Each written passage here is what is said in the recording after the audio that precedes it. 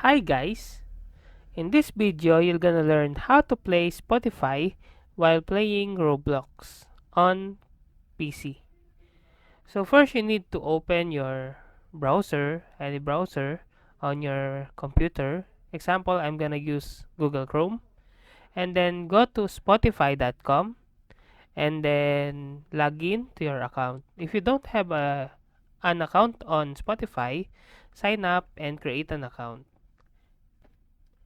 Choose a song that you want to play while playing Roblox, and then go to your Roblox. Download your Roblox on PC and sign up and play.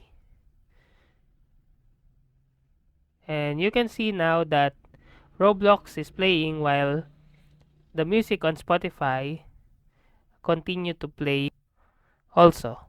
So that's it. That's how to play Spotify while playing Roblox.